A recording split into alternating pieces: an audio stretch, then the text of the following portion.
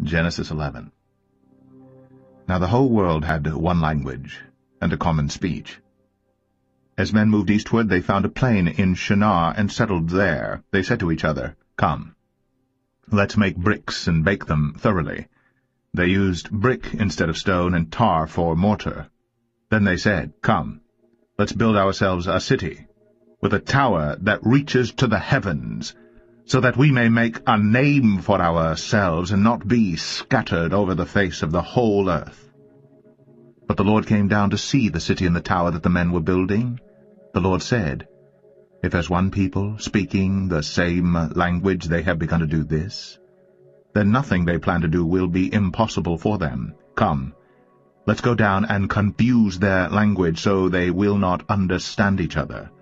So the Lord scattered them from there over all the earth, and they stopped building that they may not understand. That is why it is called Babel, because there the Lord scattered them abroad from thence upon the face of all the earth. From there they left off to build the city over the Therefore is the name of it called Babel.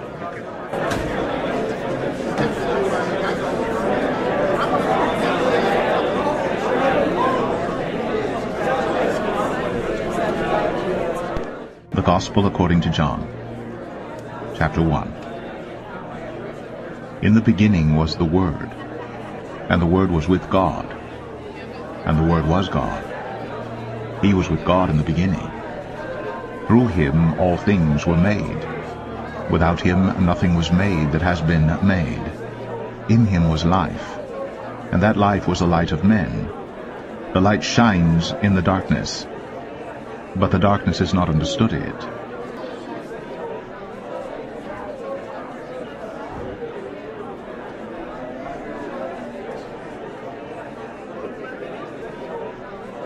When the day of Pentecost came, they were all together in one place. Suddenly a sound like the blowing of a violent wind came from heaven and filled the whole house where they were sitting.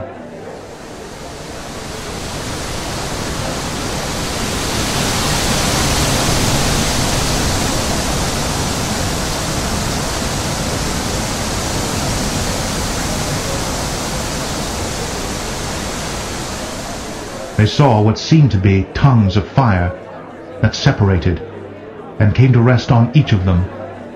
All of them were filled with the Holy Spirit and began to speak in other tongues as the Spirit enabled them. Now they were staying in Jerusalem, God-fearing Jews from every nation under heaven.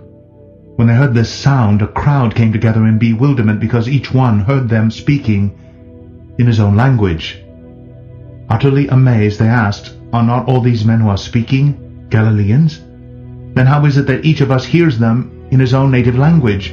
Parthians, Medes, Elamites, residents of Mesopotamia, Judea, Cappadocia, Pontus and Asia, Phrygia and Pamphylia, Egypt and the parts of Libya near Cyrene, visitors from Rome, both Jews and converts to Judaism, Cretans and Arabs.